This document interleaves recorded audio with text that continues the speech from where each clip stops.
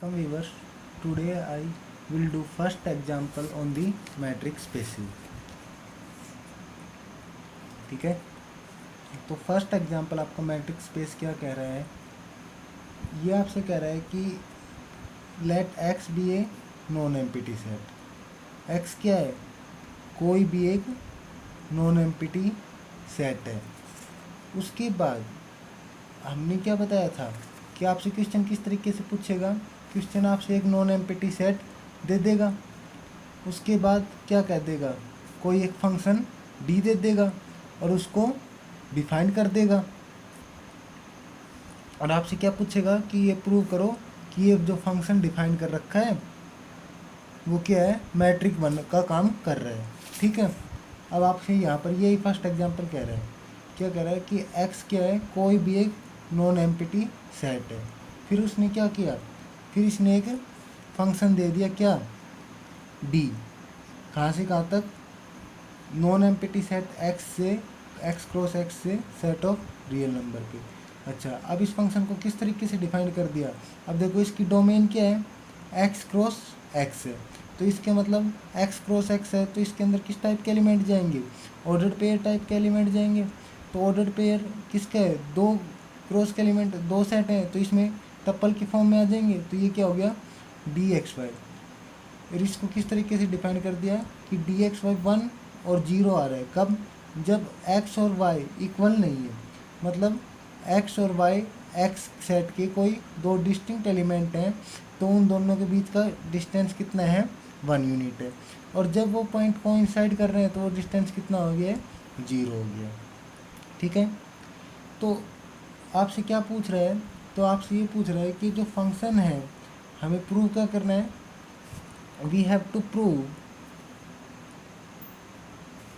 हमें प्रूव करना है कि जो फंक्शन डी क्या है, D is a metric on X, sorry metric on X, आपको ये बात प्रूव करनी है। ठीक है, तो जो ये मैट्रिक बनेगी तो ऑर्डर्ड पेयर एक्स डी क्या बन जाएगा, एक मैट्रिक स्पेस बन जाएगा, ऑर्डर्ड पेयर एक्स डी एक मैट्रिक स्पेस बन गया। तो इस स्पेस को क्या नाम दोगे आप, डिस्क्रीट मैट्रिक स्पेस। ठीक है, तो जब आपसे कोई भी पूछे कि डिस्क्रीट मैट्रिक स्पेस होता क्या है, तो आप किस तरीके से डिफाइन करोगे, कोई भी एक नॉन एम्पिटी सेट एक्स लो, उसके ऊपर एक फंक्शन डी डिफाइन कर दो, कहाँ से कहाँ तक, एक्स क्रॉस एक्स से सेट ऑफ रियल नंबर पे, और उसको डिफाइन कैसे करो कि एक्स सेट की किसी भी दो एलिमेंट के बीच का डिस्टेंस कितना होगा, 1 यूनिट होगा, जब वो दो एलिमेंट क्या होंगे, डिस्टिंक्ट एलिमेंट होंगे, और वो डिस्टेंस अगर 0 है, कब, जब वो एक्स सेट के सेम एलिमेंट है। तो जो ये जो फंक्शन डी है ये एक मैट्रिक का काम करेगा, किसके लिए, नॉन एम्पिटी सेट एक्स के लिए। तो जो ऑर्डर्ड पेयर एक्स डी क्या बन जाएगा, एक मैट्रिक स्पेस बन जाएगा, और इस मैट्रिक स्पेस को किसका नाम देंगे आप, डिस्क्रीट मैट्रिक स्पेस का नाम देंगे। ठीक है, आपसे ये एग्जाम्पल कहना चाह रहे हैं। अच्छा, कल हमने आपको क्या बताया था कि भाई जब मैट्रिक, कोई भी फंक्शन को आप मैट्रिक स्पेस मतलब सॉरी मैट्रिक प्रूव करनी होती है, तो आपको क्या दिखानी होंगी, 4 प्रॉपर्टी प्रूव करनी होंगी। पहली प्रॉपर्टी कौन सी थी, property of non negativity, that is the distance between two element of set x is non zero, non negative real number.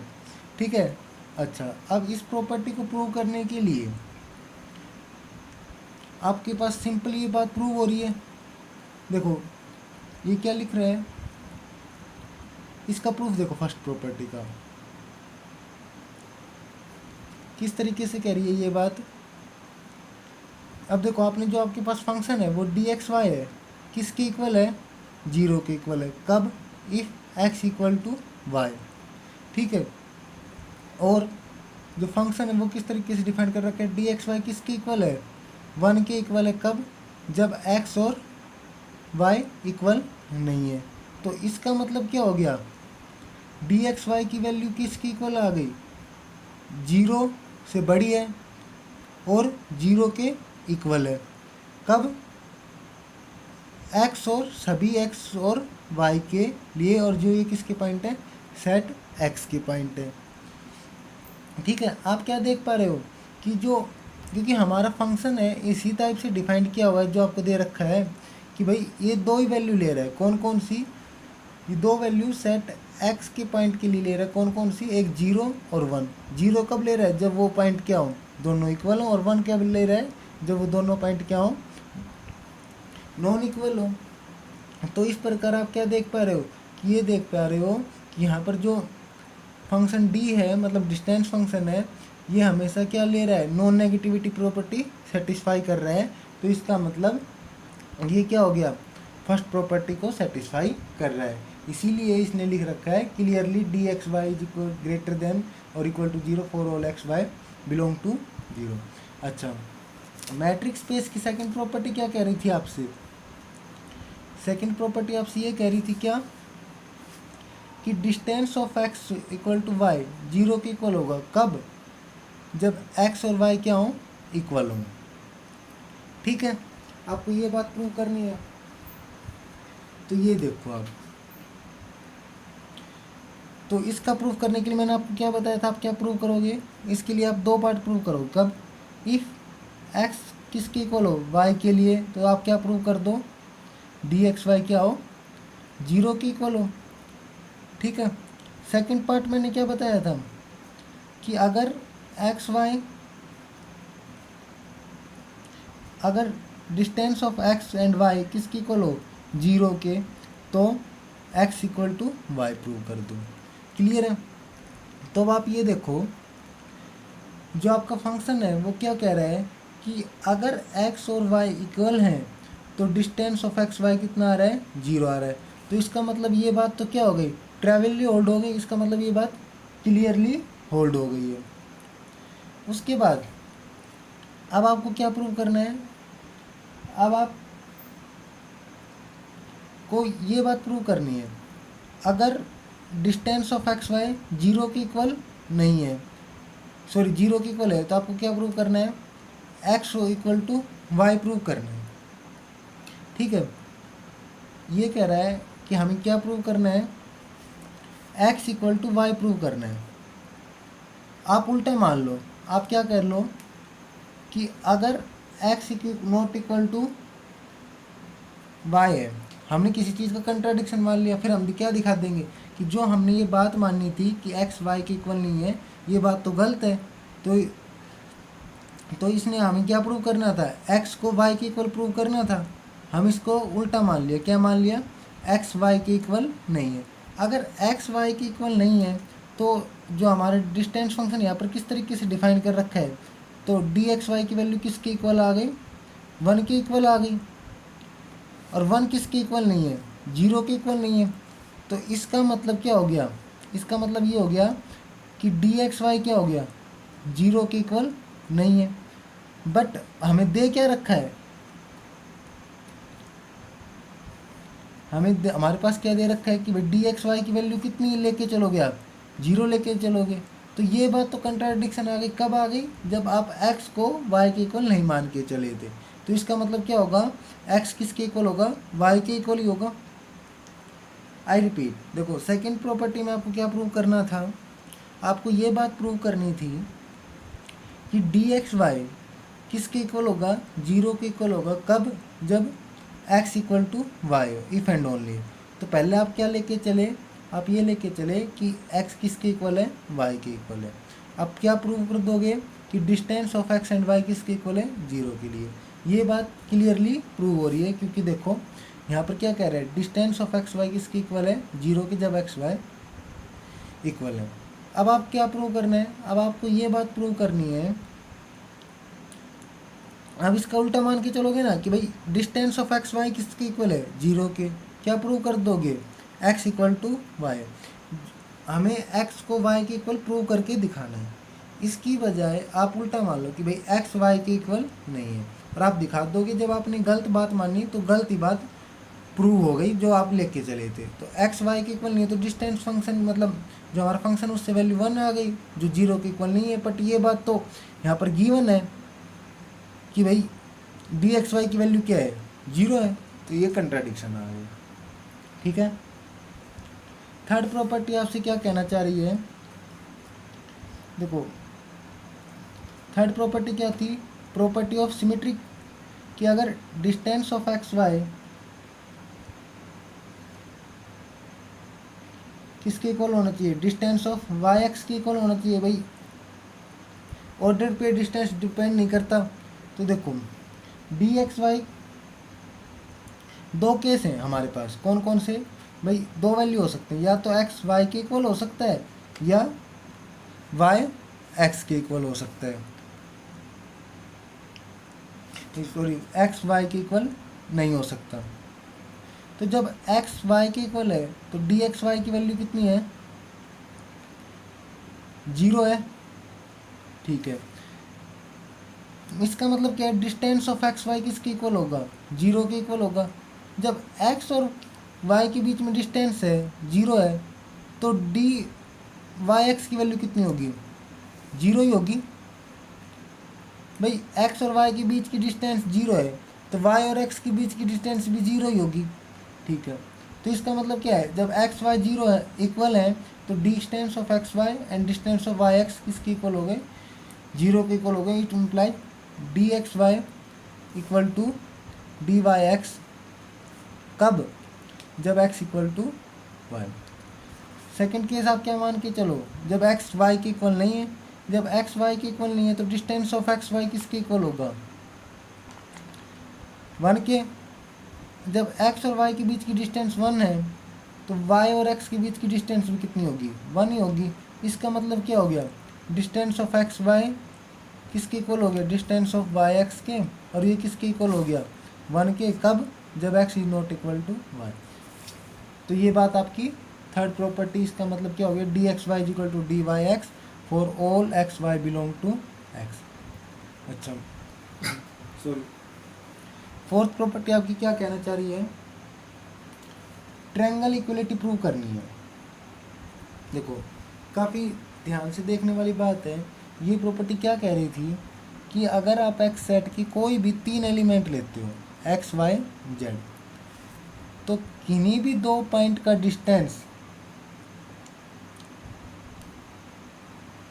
क्या हो, बाकी इस तरीके से ये प्रॉपर्टी को होल्ड करना चाह रहा था कि डिस्टेंस ऑफ एक्स वाई किससे लेस हो, distance of x z plus distance of z Y.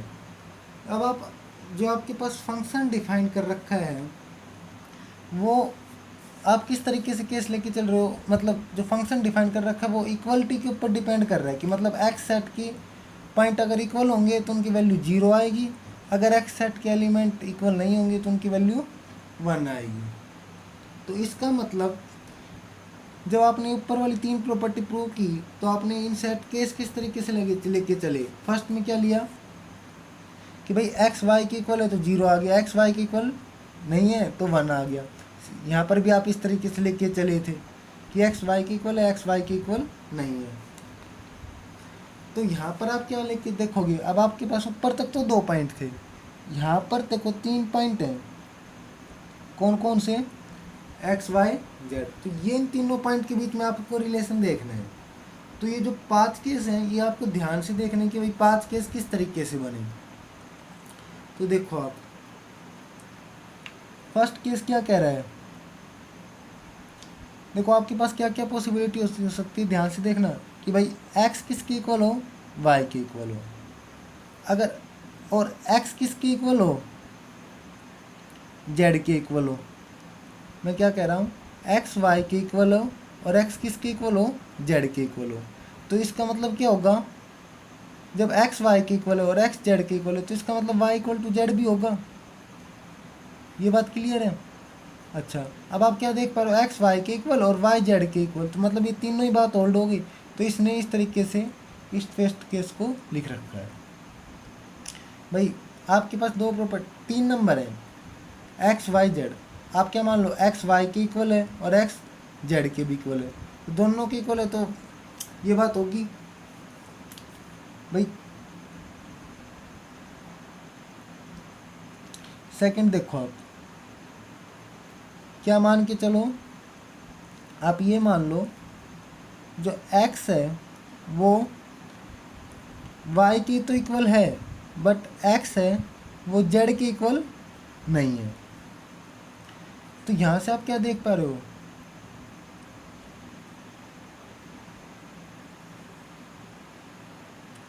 फिर क्या y z के इक्वल होगा? आप देखो y z के इक्वल नहीं होगा। एग्जाम्पल देखो,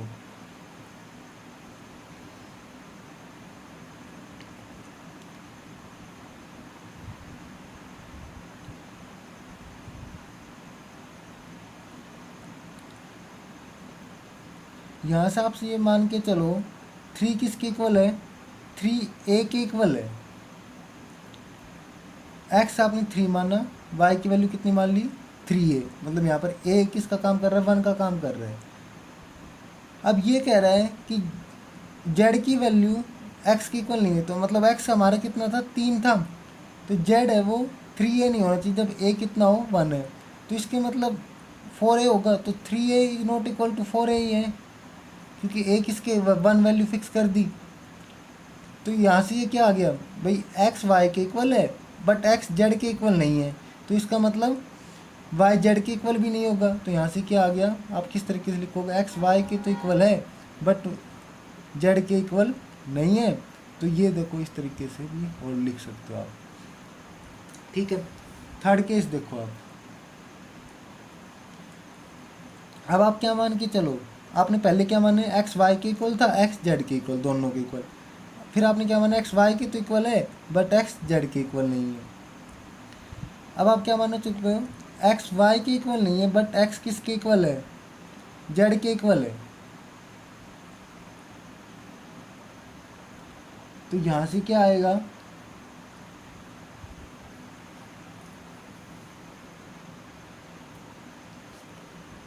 सिमिलरली यहाँ से आप देख पाओगे कि जेड वाई के इक्वल नहीं होगा, सेम सेकेंड वाला रीजन। तो यहाँ से आप क्या लिख दोगे, x is not equal to, देखो एक्स जेड के इक्वल है ना, तो ये इसके साथ लिख दिया इक्वल वाले, और ये क्या हो गया, वाई के इक्वल नहीं है। यहाँ से आप क्या देख पा रहे हो, एक्स वाई के इक्वल भी नहीं है और जेड के इक्वल भी नहीं है। ये 3 पॉइंट समझ में आए। देखो पहले आपने क्या किया भाई, एक्स को वाई के इक्वल भी माना और एक्स को जेड के इक्वल भी माना, तो कॉमन सेंस की बात हो गई, वाई किसके इक्वल हो गया, जेड के इक्वल हो गया। तो आपने इस तरीके से लिख दिया है। आपकी बुक में इस तरीके से लिख रखा है, आप इस तरीके से लिखना चाहो इस तरीके से लिख दो, इस तरीके से लिखना चाहो इस तरीके से लिख दो, कोई दिक्कत की बात नहीं है, ठीक है। सेकंड केस क्या देखो आप, सेकंड ये देखो कि भाई आपने फर्स्ट केस में दोनों को एक्स के इक्वल मान लिया था, सेकंड और थर्ड केस में क्या किया कि एक को एक्स के इक्वल मान लिया और एक को एक्स के इक्वल नहीं मानना, तो दोनों जो डिफरेंट वैल्यू होंगी वो डिफरेंट ही रहेंगी, तो ये वाई और नॉट इक्वल टू जेड हो गया। ये बात क्लियर है। अच्छा, फोर्थ केस देखो इस तरीके से बन गया कि भाई एक्स आपने पहले दोनों को इक्वल, फिर एक में इक्वल नहीं, एक में इक्वल नहीं। अब आप क्या मानो, एक्स वाई के इक्वल भी नहीं है, एक्स जेड के इक्वल भी नहीं है।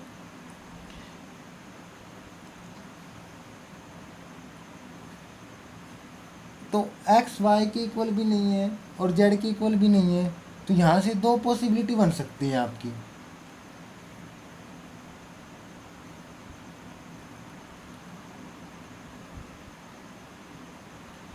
देखो ये कह रहा है एक्स वाई के इक्वल नहीं है, आप एक्स की वैल्यू ले लो 3 और वाई की वैल्यू ले लो 4, तो यहाँ से 3 4 के इक्वल नहीं है, और जेड की वैल्यू ले लो 5। तो आप क्या देख पा रहे हो, आप ये देख पा रहे हो ना, 4 5 के इक्वल भी नहीं है, तो इसका मतलब क्या आएगा कि y is not equal to z, यही बात आएगी। तो इसका मतलब ये क्या हो गया, ये तीनों ही बात इक्वल नहीं है, ठीक है। ये फिफ्थ और जो इसका थोड़ा कन्फ्यूजन वाला पॉइंट है, वो क्या कहना चाह रहा है आपसे,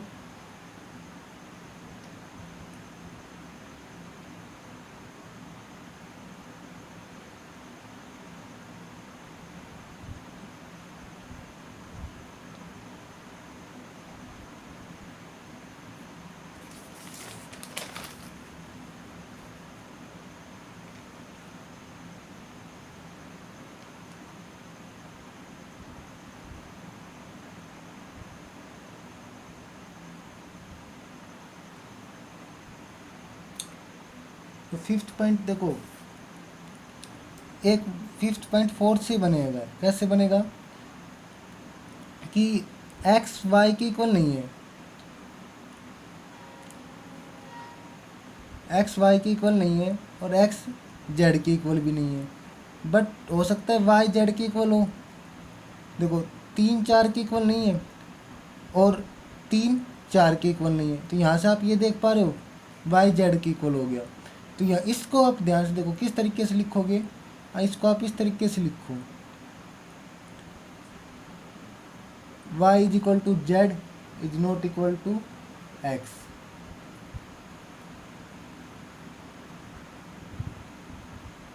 जो इसमें आपका जो सी पॉइंट दिखा रखा है बुक में वो ये फिफ्थ केस है, ठीक है। ये फोर्थ और फिफ्थ एक बन जाएंगे, सेकंड थर्ड एक बन गया और फर्स्ट पॉइंट एक आई। फर्स्ट पॉइंट में क्या कह रहा था भाई, एक्स को बाकी दोनों के इक्वल मान लो, वाई के इक्वल भी और जेड के इक्वल भी। सेकंड और थर्ड में क्या कहता है, एक्स में इसको एक के इक्वल मान लो, एक के इक्वल मने मत मानो, एक्स को वाई के इक्वल मानना तो एक्स को जेड के इक्वल नहीं मानना। सिर्फ इस तरीके से थर्ड में एक्स को वाई के इक्वल नहीं मानना, एक्स को जेड के इक्वल। अब क्या कह रहा है फोर्थ में, एक्स को दोनों के इक्वल ही मत मानो, वाई के इक्वल भी नहीं मानना और जेड के इक्वल भी नहीं मानना। तो इसकी दो पॉसिबिलिटी कौन कौन सी हो गई, इसकी दो अलग अलग पॉसिबिलिटी हो गई कि वह जो दो वाई और जेड इक्वल भी हो सकते हैं और वाई जेड इक्वल नहीं भी हो सकते हैं, ठीक है। ये 5 केस आपके बने इस क्वेश्चन फोर्थ वाली प्रॉपर्टी को प्रूव करने के लिए, ठीक है। इसका आप प्रूफ देखते हैं।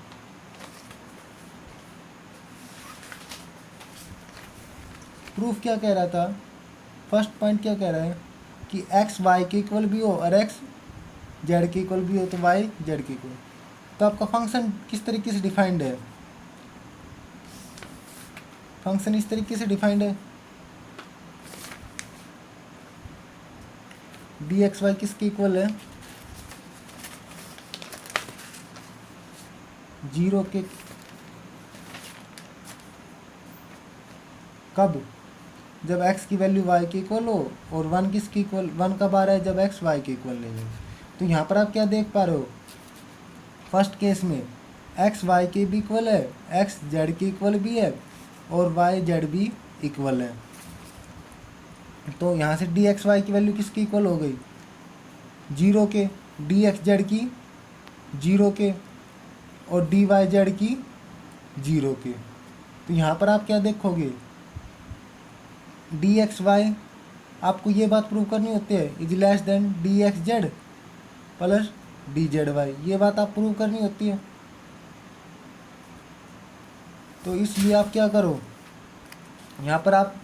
यहाँ पर इस केस में क्या लिख दोगे, 0 प्लस इक्वल टू किसका आ गई, 0 प्लस 0।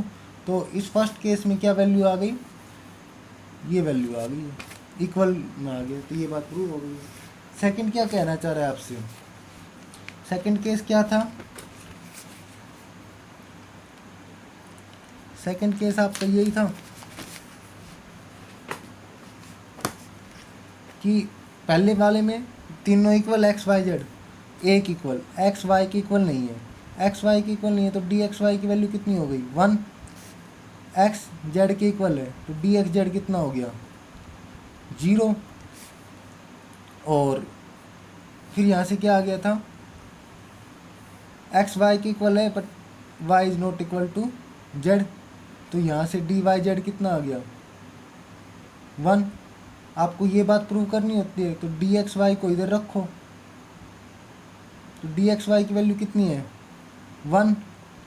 अच्छा, दूसरे आपको इधर का मतलब साइन चेक करना होता है, ये किसके हो गए डी एक्स जेड 0 और डी वाई जेड, और डी वाई जेड किसके इक्वल होता है डी जेड वाई के भी, तो ये किसकी वैल्यू हो गई 1 के। तो सेकंड केस में भी क्या आ गया, इक्वलिटी का साइन आ गया। तो मतलब पहले दो केसों में ये बात प्रूव हो गई। थर्ड केस क्या कह रहा था, थर्ड केस आपसे यही बात कहना चाह रहा था क्या कि एक्स वाई के इक्वल हो, एक्स जेड के इक्वल नहीं हो, तो यहाँ पर क्या हो जाएगा वाई जेड नॉट इक्वल। तो यहाँ पर भी यही वैल्यू कितनी आ गई, डी एक्स वाई की वैल्यू डी एक्स वाई की वैल्यू आ गई आपकी 0, डी एक्स जेड की वैल्यू कितनी होगी फंक्शन को देख के, जब दो पॉइंट इक्वल नहीं होते हैं तो 1, और डी वाई जेड की वैल्यू भी कितनी हो गई 1, क्योंकि यहाँ पर दोनों पॉइंट इक्वल नहीं है और दो पॉइंट इक्वल नहीं होते हैं तो वैल्यू कितनी आती है 1 आती है। अब इधर रखो डी एक्स वाई, क्योंकि आपको इस तरीके से प्रॉपर्टी दे रखी है डी एक्स वाई 0, यहाँ पर आपको साइन रखना है, बताना है कौन सा आएगा, डी एक्स जेड की वैल्यू 1 और डी वाई जेड की वैल्यू 1, तो ये यहाँ पर छोटे वाला साइन आएगा। तो थर्ड केस में कितना हो गया, थर्ड केस में आपको क्या इंप्लाई हो गया, डी एक्स वाई किससे छोटा हो गया, डी एक्स जेड से प्लस डी जेड वाई से, ठीक है ना। अच्छा, फोर्थ केस का फर्स्ट पार्ट क्या कह रहा था कि एक्स वाई के भी इक्वल नहीं हो और एक्स जेड के इक्वल भी नहीं हो, बट क्या हो जाए आपके पास हो सकता है कि वाई और जेड इक्वल हो और वाई जेड नॉट इक्वल हो, तो आप पहले वाई जेड इक्वल हो, तो इसका मतलब क्या होगा, डी एक्स वाई की वैल्यू कितनी हो गई 1,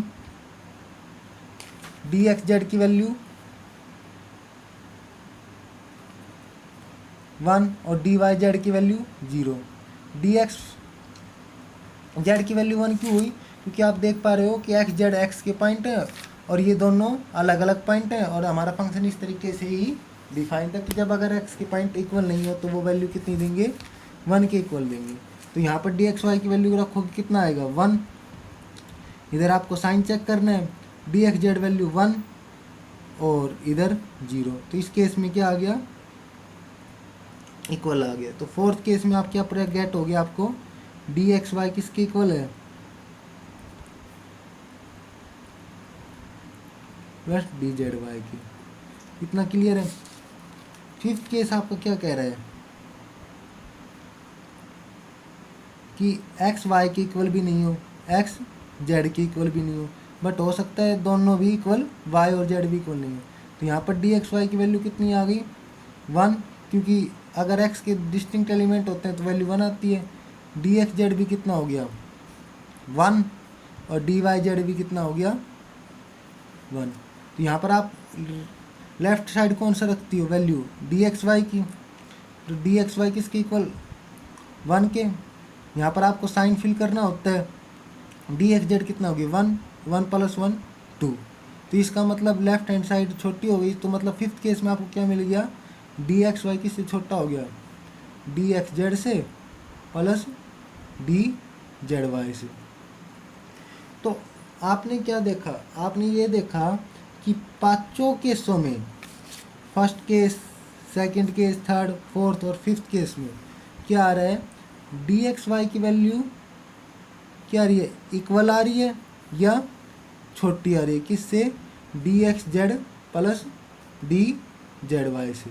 इसका मतलब क्या हो गया कि ट्रायंगल इनइक्वालिटी क्या हो गई, होल्ड हो गई है, किसके लिए, फंक्शन डी के लिए। तो आपने क्या देखा, जो फंक्शन डी है वो क्या कर रहा है, चारों प्रॉपर्टी को सेटिस्फाई कर रहा है, किसके ऊपर, ऑन सेट एक्स के ऊपर। तो डी क्या हो गया, मैट्रिक हो गई, किसके लिए, एक्स के लिए, और तो ऑर्डर पेयर एक्स डी क्या हो गया, मैट्रिक स्पेस हो गया।